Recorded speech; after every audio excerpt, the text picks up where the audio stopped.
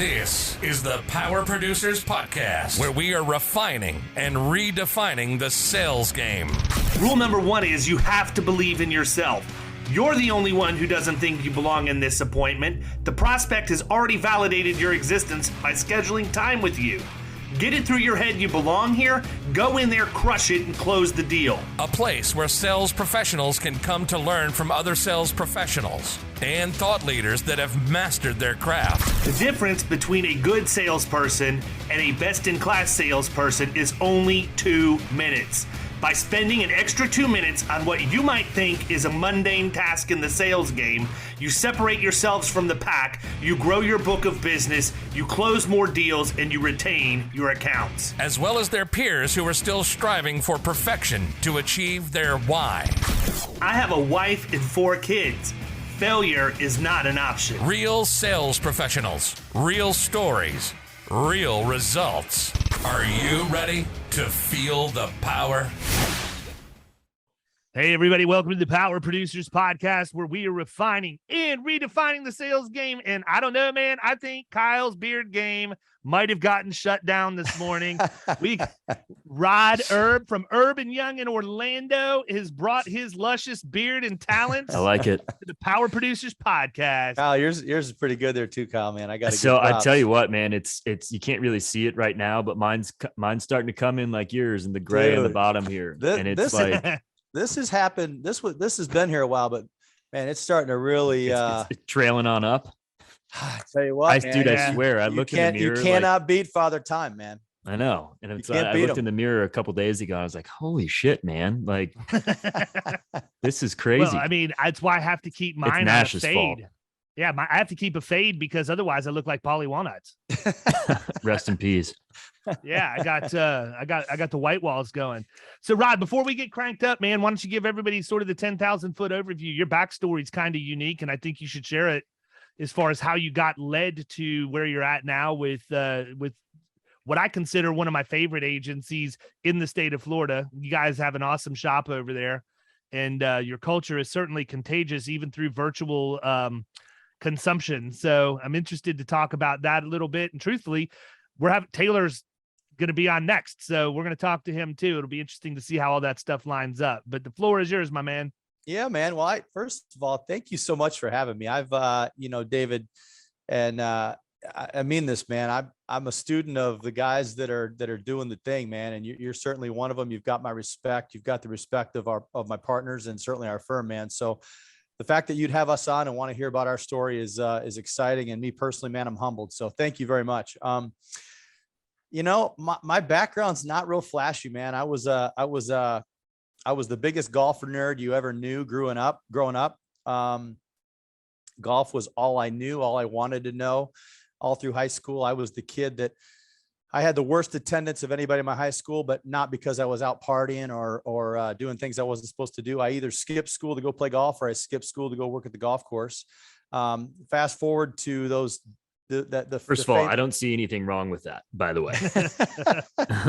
Oh man. Well, it depends on who you ask. Now I gotta be careful, right? I got a 14-year-old and I've got a 20-year-old who just finished her second year of college. And my wife and I are like, you're going to go to college and you're going to do better than your dad. But I just knew what I wanted to do. And I just kind of looked at it and thought to myself, I just, school wasn't for me. Fast forward to that famous senior skip day, right? I was the guy that the office came to and said, if you skip one more day, you won't graduate. And I'm like, well, then I guess I don't graduate. Well, my sister at the time jumped in and said, you're going to be in class that day and you're going to write the paper that they told you to write. And I'm like, I'm not writing it. She wrote the paper. I was in school that day. I was able to graduate. And then the person that had zero business going to college, I had made friends with the athletic director at my local country club for the community college in Flint, Michigan, where I come from. And he's like, you got to come play golf at Mott College. I'm like, dude, my grades are bad. I don't have grades. And I'm not built for school. He said, you're playing anyway. So my mom, when she found out that I was going to not only go to college, get a scholarship, she was pissed. She couldn't believe that my behavior all through high school was about to be rewarded with really what was my dream to play college golf. Even though I had some good schools looking at me, I wasn't about to take Excuse me here, boys. My computer came unplugged. Hold on a second. If it's anything like mine, the battery will be dead in 33 seconds from Yeah, the no time it kidding. gets unplugged. I'm so sorry, guys. I had it plugged Good. in and I moved it and it unplugged. But yeah, so needless to say, she was pissed that I'm about to, I'm about to get my dream to play college golf. And the second that the season was over, I quit going to class, and the AD who gave me the shot, he's like, man, you got to help me out. I'm like, dude, I told you when this thing started, I wasn't going to be going to class. So when I say I was a golfer, it's your fault, man. I warned you. Yeah, I mean, listen, I told bro. you, and that went on for 2 years. And then after it was a 2-year, junior college. After that, he's like, look, man, I can't save you anymore. I'm like, I get it. And I was pursuing what I knew then to be my dream, which was golf. I had enrolled in a couple of business schools after that and got pretty close to getting my degree, but just school wasn't for me. I then went on to run some private clubs and then went on to play a little bit on some mini tours and then wound up caddying on the PJ Tour from 2001 through 2004. And that was a neat experience. But it was at that time in my life where I realized that I was a hard worker. I mean, I was dedicated to golf and everything golf. And I just realized at that point, especially when I was at golf's highest level, caddying for a guy who, was doing the thing that I really wanted to do, my pay was attached to his outcomes. And I just didn't like that idea, man. So I had a mentor early on in my days of running private country clubs who owned a diabetic supply company. He said, man, when are you going to be done with this stupid golf thing? He said, you need to come and sell for me, be one of our reps. And I'm like, man, I don't know anything about diabetes and I'm petrified of needles. He said, well, you'll be great at it. So when I finished my golf career in 2004, my caddy career, I should say, I found myself, man, going into an area where I had no leverage. I had no college degree. I had no network. I had no nothing. I just knew that I enjoyed people. I enjoyed being around people. I quickly learned in that role what it meant to cold call. I was immediately, I loved it. I loved the idea of walking. At that time, it was, there was no way to get more out of your effort. I mean, it was get in your car, drive to an office, get in your car, drive to an office, get in your car, drive to an office. They told me that 8 to 10 appointments a day was good, and I found a way to make 15 to 20. I was the guy that was waiting for the doctor when he pulled in the parking lot. And I was the guy that was sitting there when he closed his office, waiting to talk to him when he came out. So I just found a way to get more done. I found that for me, that was where I gained leverage. I didn't have a degree, like I said, so pharmaceutical sales wasn't for me, but a referral-based business like the one I was in wound up being just a perfect fit for me because I could outwork all the people that had the degrees and had the big pharmaceutical jobs. And that allowed me to really close the gap. And then from that very first role that I had, I kept getting recruited away by customers. So I had the first diabetic company, my number one customer was in a new industry in healthcare. They recruited me away. It was at that point where they said, we want you to lead our sales team. I'm like, I've never led a sales team. They're like, listen, just do what you did at the last company because we know what that was like. And we just want you to do it here. So I was able to help develop that company's sales team, take them, obviously a collective effort, but we were able to move the needle significantly in the 6 years that I was there. I was recruited away again. And it was during that time that I was able to meet Brett, my partner. And we hit it off. We were working, I was in my role. He had just graduated college. And I just wanted something more. I realized that I could market. I realized I enjoyed marketing. I enjoyed sales. I enjoyed cold calling. And it was through an employee benefit that the two of us met. We immediately became close. Taylor entered very, very shortly after that. The three of us realized that the product that we were working on in our spare time was an insurance-based product. And in Florida, you needed a license to sell it. And we just kind of said, man, wouldn't it be neat to have an agency? This is back in 2006 now. Wouldn't it be neat to have an agency one day where we could just offer all the products that people already buy? I mean, we had a product you had to push. And we felt like with the insurance world, people would be pulled in and want to buy it. So That's what we did. We spent from 2006 to 2011 kind of working on what, writing down what it would look like. A lot of brainstorm sessions, a lot of midnight oil was burned in those days because we'd do our normal thing during the day. And then I'd have my job. We'd come home and we'd call people on the West Coast until, midnight, 12, 1, 2 o'clock, and then sit there till 3 o'clock and figure out what this thing would look like. And fast forward to today, we're 11 years in and man, having the time of our life. And for the first time for me, being able to build something the way that I always wanted to build it when I was in those other roles, those corporate roles, especially David, you mentioned the culture. Everybody uses the word culture in the corporate world and they think they have culture until they realize how much it costs. Well, my comment is I always say it's a buzzword and not a belief, right? That's right.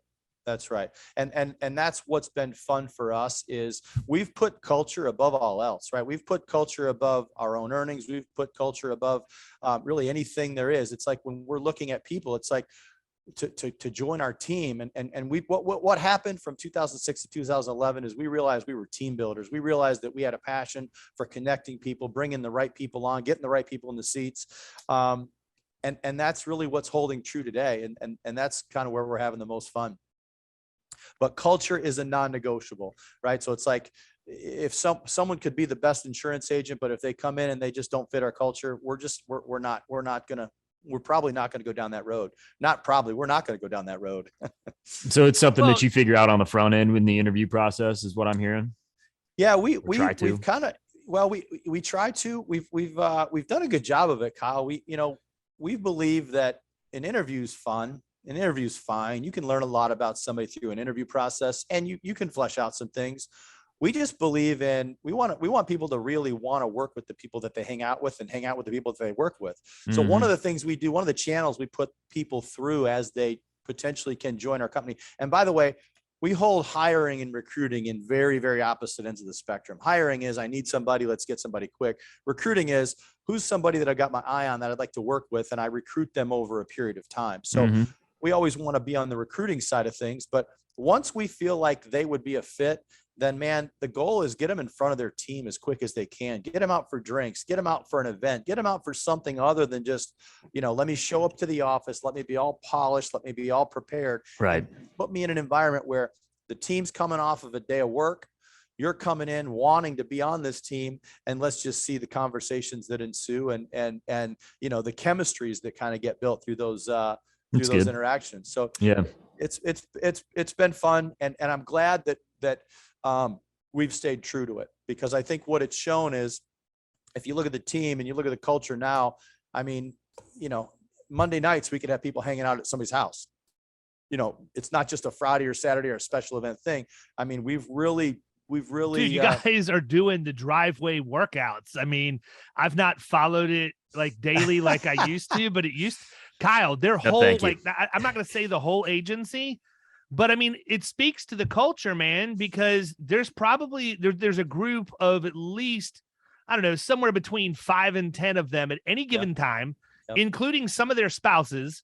They bring in a trainer and they're essentially doing CrossFit in somebody's driveway and just getting after it, man. No, everything from lunges to Japanese working out is the worst. Yeah, but they're and I even remember when some of your team members who are remote can't be there to do it in person, y'all set up a laptop and they do the same workout remote with everybody else. I just think I think that's pretty cool, man. What does corporate America typically do? If you try to FaceTime me while you're doing your Peloton workouts, I'm going to be so pissed. Yeah, there's no chance. But if you think about it, that's what proves the culture. Corporate America, right? It's an employee benefit. We're going to give you a gym membership. Culture, we're going to work out with you. We're going to bring everybody together and we're going to do this as a team. And it's a huge distinction, man. I mean, I think a lot of people want to try and get it right, but they don't understand exactly what the sacrifices are that have to happen.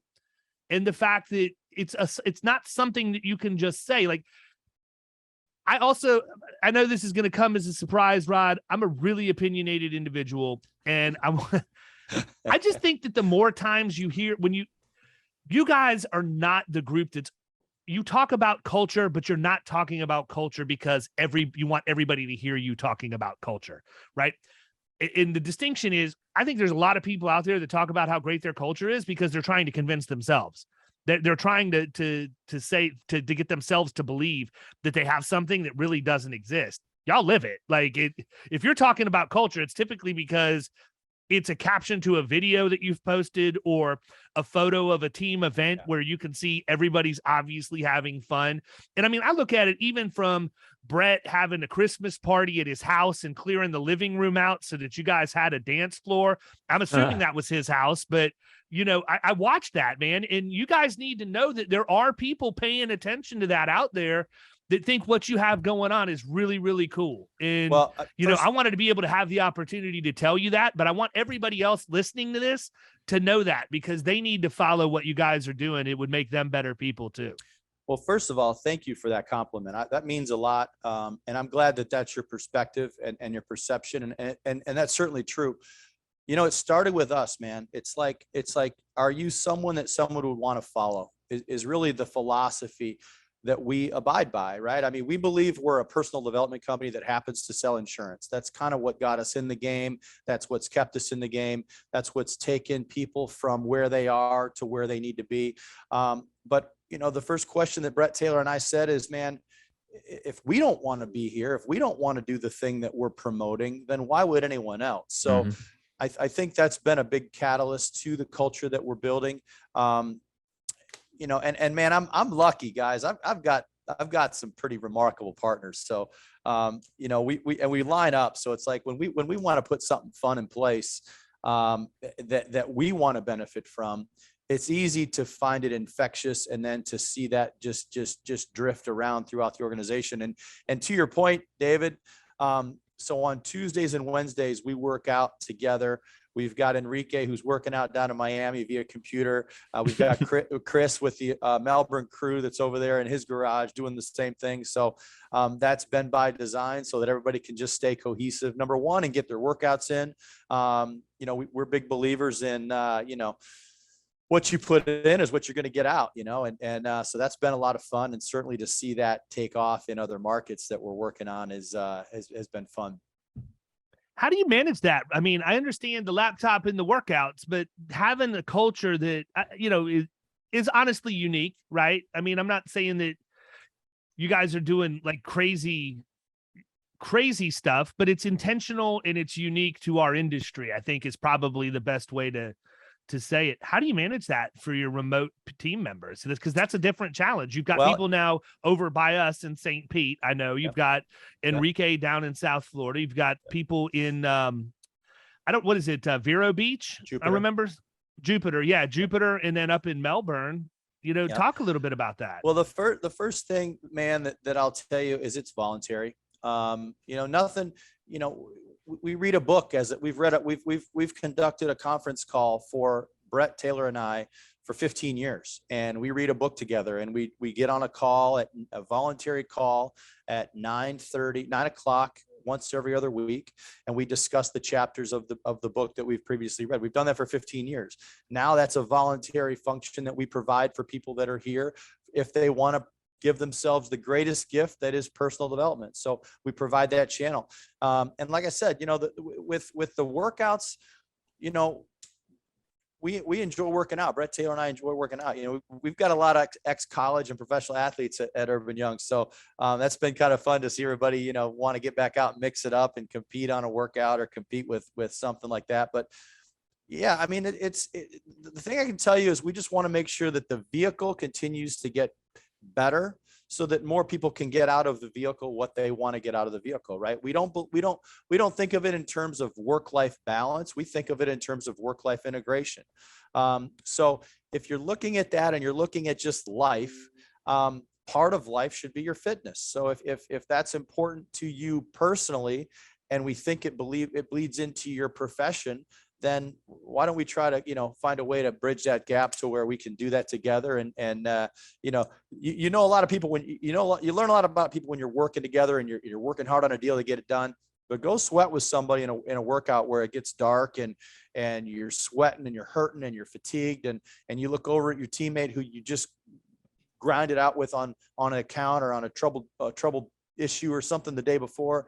And man, that just tells you, number one, it tells you if you run a team, it tells you how hard you can push somebody. Number two, if you're running alongside somebody, you know how hard they can be pushed before they're going to break. So I just think there's just so many valuable lessons in that particular area of what we deem important. And like I said, the whole, everything we've done started with the three of us, Brett Taylor and I, sitting down going, man, if it's not something that we want to do, why would anybody else want to do it? If it's not a place we want to be, why would anybody else want to be there? So that's been the driver, David, to our culture. And you mentioned St. Pete and Jupiter, and you know, it certainly gets a little tougher when you're talking about remote markets and people kind of being away from the mothership or a couple, you know, away from the main fire. So for us, that's just a way to help keep people close to where the fire is burning. And that's hopefully, you know, through the example that we set, our leaders set, and quite honestly, to us, everybody at our company is a leader, or they're a leader in development. So we want them to act that way. So, I mean, it sounds like you guys put a heavy emphasis on leading from the front, and I think any good leader would agree with that. Golf is such an individual sport, right? And I think that's why, you know, I grew up playing team sports and everything, but I love golf. And I think that's why I like it, because you're competing against yourself, really. I mean, of course, if you're playing in a tournament, you're competing against others, but really when it comes down to it, you're competing against yourself. So how were you able to kind of transition out of that mindset into, okay, I'm working with a team now, and I want to get everybody, you know, to the best that they can be? Because it's a totally different philosophy in my head. Yeah. Cool question, man. I mean, you know, for me, golf was an individual thing, no question. I mean, I played on golf teams, obviously, but right. You got to handle your business, and all you can do is handle your business. There's no timeouts. There's no coach coming to say, you know, how you feeling, dry your sweat off, nothing. I mean, it's just once you start, you go and you finish. But I'll tell you, golf was a passion. It still is a passion. What's tough about my journey in golf is the day that came where you had to admit that you're not good enough to play it for a living, right?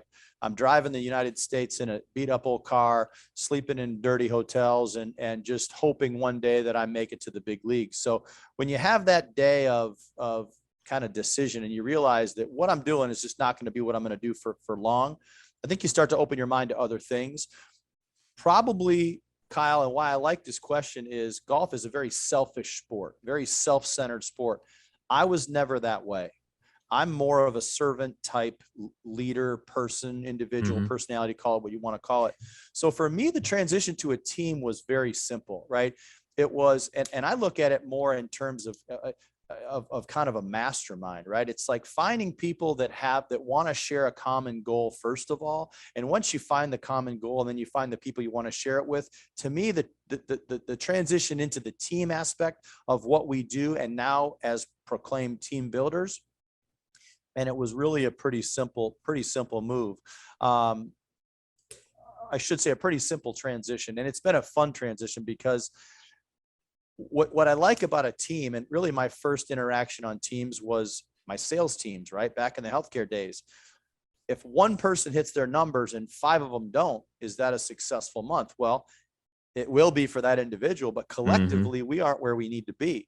So that transition happened early on. So it's like, if we don't all have the skills, or haven't yet all built the skills to collectively rise together, hit our numbers, achieve things we want to achieve, make money we've never made before, then let's talk about that. And that was where I realized that culture just was not, people in corporate America weren't as interested in culture as they may believe. I mean, because that takes extra time. It takes extra resources. But when you can be part of a team where everybody moves up and moves together, levels up together, and that's to me, that's the ultimate. That's the ultimate. And I'm proud of what we've seen over 11 years at Erb and Young. Is we've seen a lot of that, a lot of stories like that happen. Cool question, man. Yeah. And you know what? I don't think the insurance industry cares about culture. I'm going to go ahead and throw it out there. And the reason why I say that is because we have way too big of a gap between the old guard and the new guard, period. And that's Right. why I think guys like us that can see that that's a problem can use that to our advantage and grow through acquisition and bring people into a place where they're appreciated, they're heard. And I think that's a big point too, because so many of the people who sit in our chair is the people who run the organization don't want to even listen, let alone implement. So I think that we could probably make a lot of forward progress if we just actually listened to what people had to say to us about how we can make our operation better. But at the same time, I think we need to make sure they know just because they want it doesn't mean they get it. And that's a delicate dance you have to do. I was going to say, right? that's a fine line, right? I mean, especially today, everybody wants to be heard. And I just hear stories that my wife's, she runs a team at ADP. Some of the stuff that she's like, tells me that her team is bringing up and saying to her, I'm just like, my God, I am thankful that I am not in that position right now, because my response would not have been as even keel and as cool as yours was. So good for you. But I do think it is a fine line though. You want to hear what people have to say and maybe get different perspective on it, but you also don't want to just make it seem like you can be pushed around and told what to do and everything that they says go. I don't know. It's interesting. Well, I first of all, you mentioned the gap between the old guard and the new guard, David, and I won't pretend to, my time in insurance is, a decade. So I'm just a baby and we're a young company. But what I like about what you said, man, and I've said this since I met you, is one of the reasons I've kind of gravitated towards you is because of how openly and how freely you share information and experience, right? I've always had the opinion that you're not going to compete against me because I want you to win too, right? There's enough to go around. And I feel like that's a very new school, new guard way of thinking versus the old guard is, I'll beat that guy, I'll beat his rate, I'll beat whatever. And it's like, it's all forgettable stuff, right? Whereas when there's collaboration and I don't, again, David, I don't know I don't know if insurance doesn't have culture. I just know that, we know what works for us and we know what has worked to fit our goals and what's helped fit what's helped forward our company. But I just really feel like, when you meet people that want to collaborate versus hold something tight, I think that goes hand in hand. Yeah, I think the cheat sheet for understanding where the insurance industry is in regards to culture is as simple as visiting Facebook groups with insurance agents. I mean, I wish I could tell you I'm this guy that can deep dive in and diagnose cultural issues, but it's really that easy, man. If it was that great in our industry, we wouldn't have people bitching every time we go online. People would be trying to recruit others into the industry. They'd be trying to recruit others into their agency and they'd be standing on the mountaintop shouting about how great it is, because there are very few industries you can work in where you can get the financial reward. Yeah. Right. That's the thing that's crazy. You can run a bad agency and still make a lot of money. Yeah. And we do believe that this is the greatest kept secret, out there as far as this business and what it can bring you and what it can afford you. And certainly there's a barrier to entry, but I mean, once you get past that and you do it with the right intentions, I completely agree with you.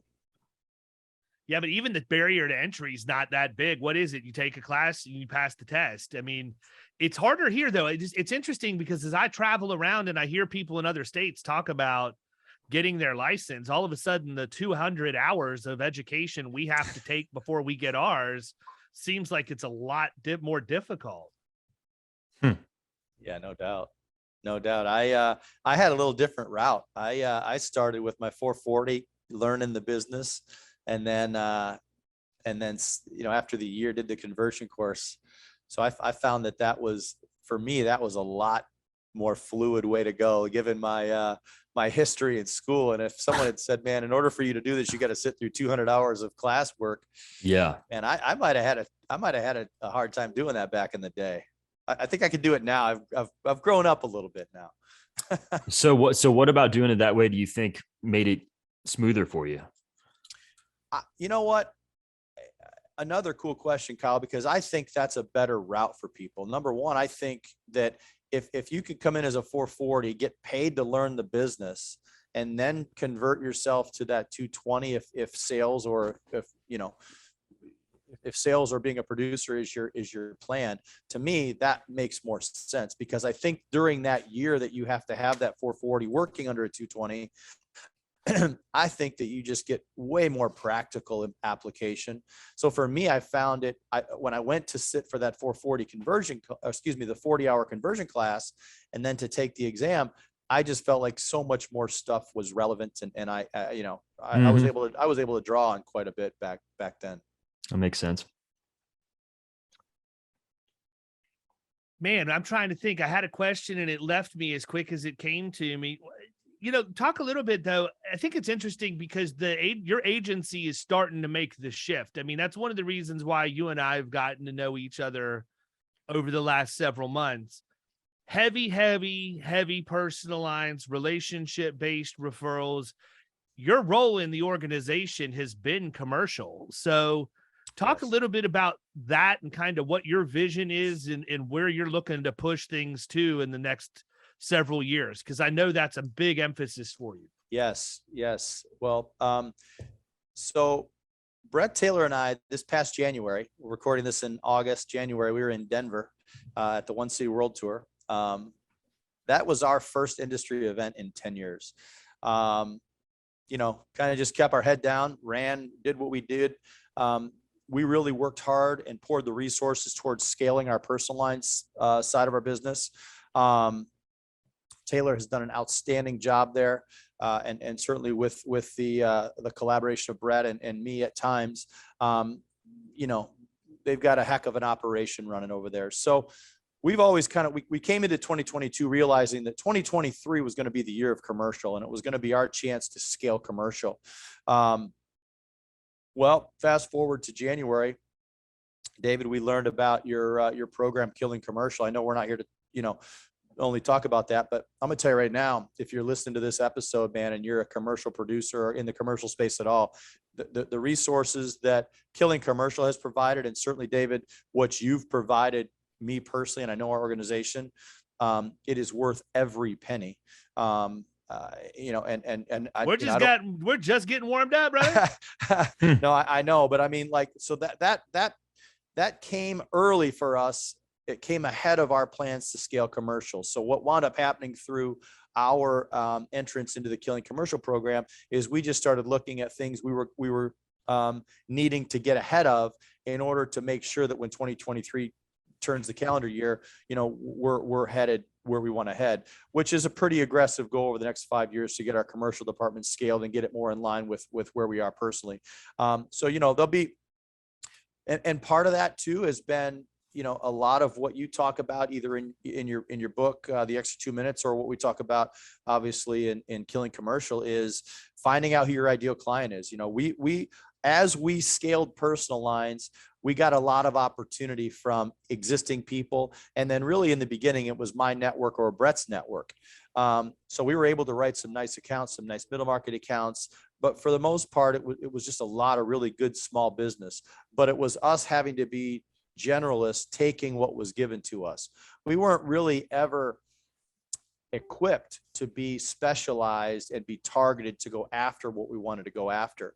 Well, that's been the real push through this year, is identifying the areas of business that we want to pursue, the type of prospects we want to reach out to, and man, that's been a longer road than I think we've anticipated. So honestly, I'm glad that it's happening ahead of the 2023 calendar year. But to your question, that is the goal. I mean, we're going to get commercial scaled. We're going to become specialized. We're going to recruit. We're entering a massive recruiting phase for both producers and, as we call them, relationship managers, or CSRs as they're known. So it's exciting times, man. I tease people all the time. I've only ever been on the commercial side of our company. And if you need homeowners insurance or auto insurance or have questions on any of them, I could connect you with people that know way more than me. But commercial has always been kind of the space that I've enjoyed and have certainly spent the absolute complete amount of my time in since I've joined the agency. So. Well, and I'm not going to get in here and start talking about your book of business, but you got some golf courses on there too. So, you have a little bit of the flair from the rod of the past blending with the rod of the present that's going to create the rod of the future. So, well, that's neat you say that. Yeah, there's some neat golf course relationships there, and there's certainly has been some fun healthcare relationships. A couple of the people that I now do business with are from those days in my healthcare grind. Some of my dearest friends, also clients, and that's been super fulfilling to be able to pair some close friends with some really good accounts and be able to maintain that relationship of business through the years. So super cool. Nice. Absolutely. So talk about like are you looking to move into niches? Are you guys trying to be generalists? Like what kind of focus do you want? And what are you encouraging your producers to do as you're building out commercial? Yeah. We definitely want to move away. We don't believe being the generalist anymore is scalable, right? I think when you're the generalist and you're kind of relying on referrals from your book of business or maybe somebody that you meet at a chamber event, we don't believe there's very much there that's scalable. So number one, what are the areas that we want to be in? And a lot of what we've learned from you, David, and certainly what we've learned from Mick is, getting an idea of who you want to go after. So service contractors is something that pairs well with us through a couple of appointments that we have. And I think trucking is really become, we went through an acquisition in 2018 where they had a good amount of trucking. So back in 2018, we were able to learn a lot about it at the time. But again, because it wasn't an area of the company, it wasn't the side of the company where we were pouring a lot of resources. We've just kind of maintained those accounts, maintained those relationships. But I think at the end of the day, it's always interested us to be in that trucking space. So right now, today, David, I think what's gotten clear to us over the summer is that we're going to be heavy in the service contractor area and at the same time get busy building out, and we have been busy building out a trucking division. So yeah, and I think what's been fun too is if you look at our production team, it was really put to them, guys. What are some areas that interest you?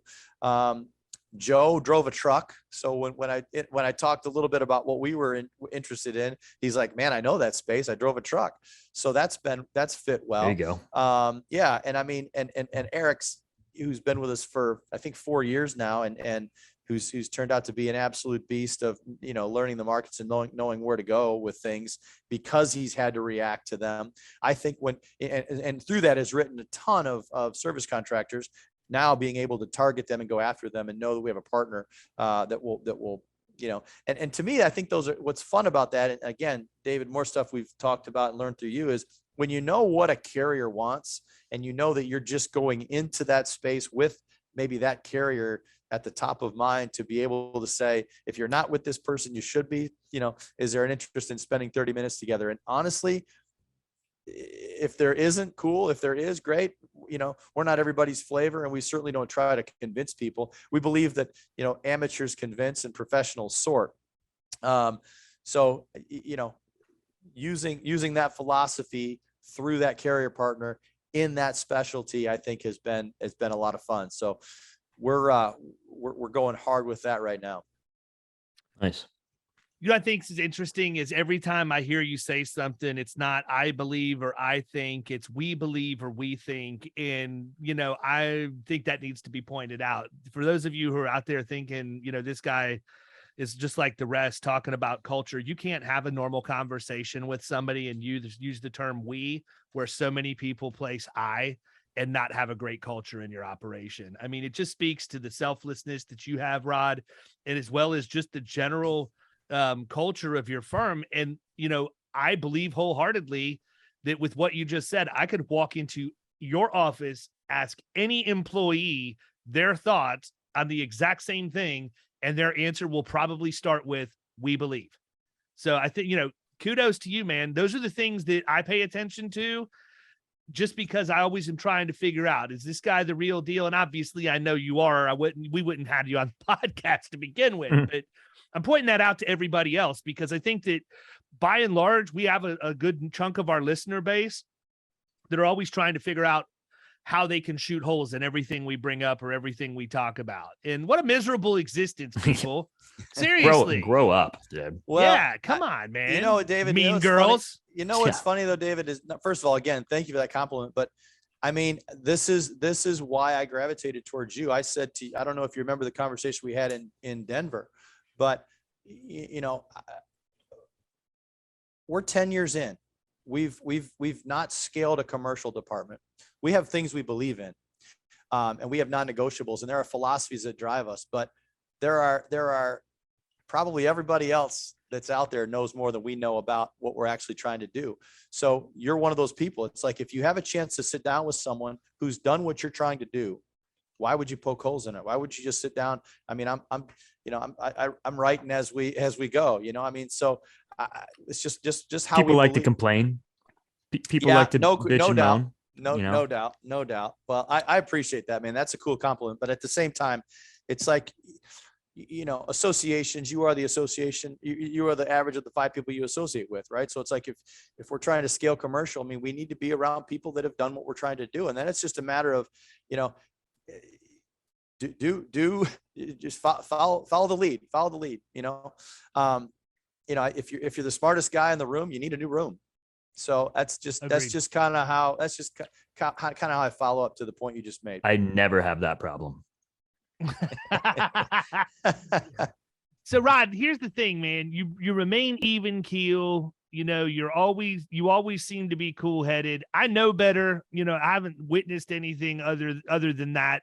But I know if you're competitive, I know that if you played sports, you've got a streak, you've got an edge. You have to have that to succeed in the game. How do you balance that level of competitiveness with maintaining a culture to where you don't alienate your team, right? I would think that if I'm focusing on making this awesome culture for as competitive as I know that I am, it's like it's one of my biggest superpowers and one of my biggest downfalls. I know that I have the ability. I'm like Billy Madison playing dodgeball with my team, right? I walk out, just wail the kid in the head and point at him. Like that's what I see happening. So, you know, how do you get your headspace right to know how you should be when you're with your team versus getting your game face on to go out and get a deal done? Well, a couple of things you said there, David. Number one, our strengths and weaknesses sit right beside each other, right? You know, what makes you strong is also what kind of makes you a little vulnerable. What makes you valuable is also what makes you maybe a little bit of a liability, right? So that's a proven fact. And the other answer I'll give you is I hope that when my team looks at me, when our team looks at me, I hope that they see a good example, right?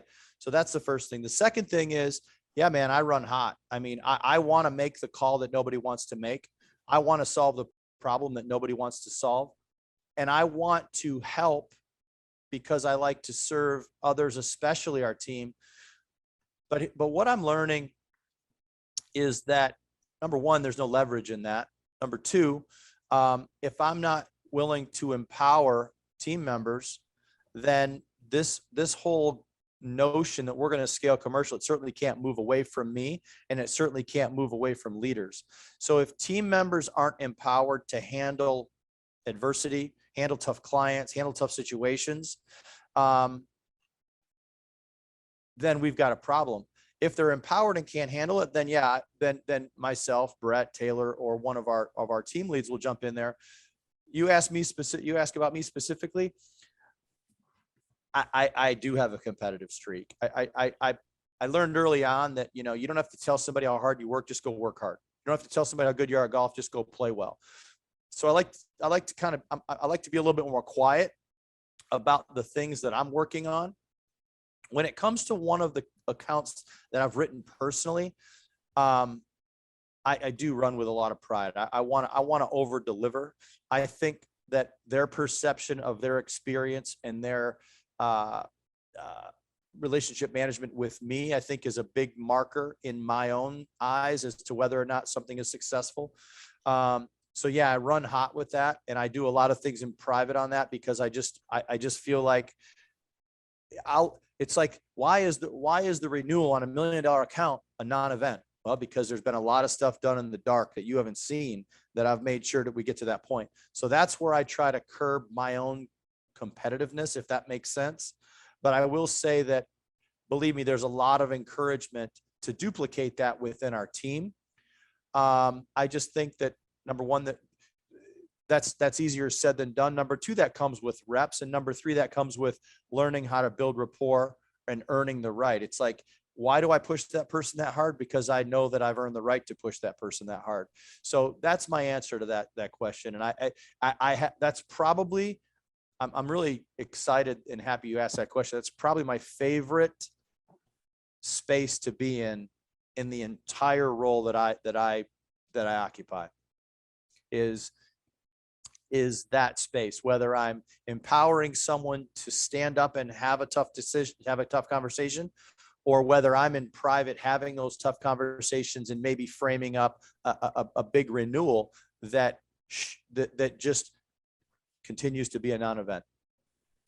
Yeah, I think there's a big difference too between empowering and delegating, right? Because when you're empowering somebody, you are literally saying, I'm going to hand this off to you. You have my blessing to do whatever you think is right in how you handle this situation. Should any conflict arise, do what's best for the client, or whatever the philosophy is. And if you need me, I'm here, but otherwise this is yours to run with, right? I don't think many leaders do a good job of empowering. Let me take that back. I don't think as many leaders do as good a job of empowering as they do of delegating. And honestly, a lot of leaders don't even do a good job of delegating because they're control freaks and they want to do it all themselves. Amen. So I think that one little caveat of understanding the difference between delegation and empowerment is huge when you're running any kind of an organization. You know, and Kyle probably doesn't, it's not like I had him bend down and I knighted him and said, I am now empowering you to do whatever you want. He's empowered to do whatever he wants or whatever is best for the client, because I have trust in him. And I know that if there's something he can't handle, he's not the guy that's going to try and figure it out on his own. He can come to me and say, hey, look, here's what I'm dealing with. How would you handle it?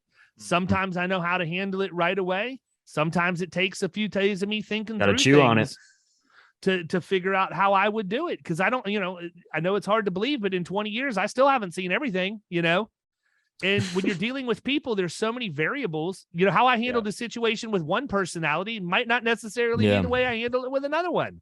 So I got to take so many things into consideration. It's honestly easier as the leader of the organization to empower your people to do the right things. The issue in my mind arises when, and I think the other part of this too is one of the differences between delegation and empowerment is delegation is kind of like, here you go, take it and run with it. Empowerment never ends, because if you empower people to make the right moves, you need to praise them when they do well and make sure you reinforce that decision. And you need to redirect them and use it as a teachable moment when they don't. And I think that is a thought process that needs to be adopted more widely, because usually it's, hey, great job, or punitive if you didn't do it right. When, if we're building, just to your point, if you're building the next leaders of your organization or just building leaders in general, you have to invest in them, man. I don't know why more people don't understand that you have to invest in the human resource in your operation. It's the single greatest resource every one of us have. And yet it's the one that we complain about the most. Instead of investing in people, we'd rather just go home and gripe because they don't know how to do it. When in reality, what we're saying is we don't have a great training program, right? and you can just look at these things and pick them off one after the other. But I think that empowerment it speaks way more to intentionality in what you're doing. We believe that the size of the leader is determined by the size of the problem that person is equipped to handle, right, or solve. And that's not a knock on them. A little bit earlier in the recording, you were talking about experience, right? We don't hire experienced insurance people. we don't look for them, right? That's not necessarily where we would begin. We would begin just by finding somebody that's coachable, somebody that's got a good attitude, somebody that wants to grow. And then when they work their way into the ecosystem, we don't fault them for not being able to handle the toughest problems. We want to make them aware that the only requirement you're going to have while you're here is to grow and get better. And oh, by the way, the more you earn is directly related to the more you become. So to the person that you become. So to me, I think it's just a simple idea that empowerment is, yes. And by the way, empowerment certainly comes with mistakes, right? We encourage mistakes. If you make a mistake, guess what? Especially a mistake that may cost, the firm or your client money, promise you'll never make that mistake again. So mistakes are great teachers. I smile so much. Brett takes Carter to school every day, and as he sends him off, says, go mess something up today. And I mean, I just think it's so beautiful to realize that we go through life, professional life, personal life, trying not to make mistakes, empowered, but try not to make mistakes, versus just be empowered. If it's something that you feel like you're absolutely not equipped to handle, you've got support. But we also want you to know that you're trusted through the person you became through the recruiting process to get to this point, that we're not just empowering you because we don't want to do something, right? We want to empower you so that you realize things that you didn't maybe think were possible. Yeah, I mean, I think that's true, especially when you're dealing with salespeople, man. I can't say that it's not the same with service people, but I noticed the trend more when you're dealing with salespeople, and it's as simple as the first time they write an account that's 10,000 in premium, and then they write one that's 100,000 in premium, and then you push them a little more, and you watch that person stair step, and then all of a sudden you look back over time, and it's like I'll use Kyle as an example. We just were able to use our good friends over at Risk Innovations to place a master comp account for a staffing company that Kyle writes. Kyle's been at Florida Risk now since the spring of 2018, 4 years. And I can remember when he first started, it was every question about every single thing. Oh yeah. And I do my best not to get frustrated or annoyed, but I'm human. And, after a bunch of questions, it's something that I have to consciously manage, right? I'm man enough to admit that. But with Kyle, I also know that if I take the time to explain something to him the right way, that I'm not going to have to ever explain that to him again. So using common sense, it's easier for me just to do it now. And that way he can have that lesson going forward. But I look back over the course of the last year, and, this account just on the workers' comp alone was $250,000 to $300,000 in premium. And it was like, oh, yeah, just another $250,000 account. I'm used to it now, right? Where's the next one? Yeah. But if you think about it, like 4 years ago, you'd have crapped your pants if you had that opportunity. You know what I think is really cool about that, though, David, is you talk about what you've put in to train you, Kyle, but now you think about what you've gone through to get to the point where you now handle that and yawn about it. But think about how empowered you would be to train the next guy that comes along, right? So totally. The value for being trained the right way from David, and the empowerment and confidence and trust that you now know you have been given, or really you haven't been given it, you've earned it, right? But now you get to go duplicate that down to the next guy or gal. And it's like, to me, that's the fun part of that whole cycle, is when you know it, you teach it, and then you just see that thing just duplicate over and over and over again. I love stories like that. That was always the best. And we've talked about it several times on the podcast. When I had a team underneath me selling office supplies, the best days I had were not ones where I went out and made, $2,000 or whatever. It was when my team went out and had just like a ballin' ass day and was capping out, and we were all ringing the bell back at the office. Those were the best days, yes. And I think that, again, if you are if you're a good leader, you think the same way. I agree 100%. Well, listen, we are coming up on our hour. I want to be respectful of your time. Plus, we got Taylor warming up in the bullpen somewhere. You guys are in for a treat with this next cat, man. No question. No question. So what's one piece of advice, man, that you would give anybody? I don't care if it's insurance related, life related, business related. You're a deep guy, man. You come from all kinds of different angles, and I never know what I'm going to get. So lay it on us, Rod. What's your word of the day? Humility, man. Humility. I know privately there are things I do well that I just don't want to draw attention to. And at the same time, there's plenty of things that I mess up that get attention drawn to them. And I'm just a student, man, going through this thing called life. So I say humility. Humility is, I hope as long as you know me, you look at me and say that was a humble dude. And that's my word. So I think what David was trying to do there is he's got this just ridiculous slice that he cannot fix. and he was looking for a few tips. He needs we're going to definitely wire up some golf here, man. He already told me he's going to take me out to Black Diamond. So I've got we're definitely going to do that. We were trying to link up on an offshore trip here a week ago. And that trip, by the way, got canceled, David, at 2:45 in the morning. Oof. I am so glad I wasn't planning on going up to Crystal River. It looked like you guys stayed inshore and got some snook and some redfish and stuff. There you go. We did. We wound up staying inshore and had a great day. Nice. The good news is, like, 70% of the podcasts we record, I'm heading to Key West in the next couple of days. So I'll be offshore on Sunday. Good for you, bring man. In some just good for you. Breaking necks and cashing checks, man. Daddy's got to eat. I like fish. I love it. I love it.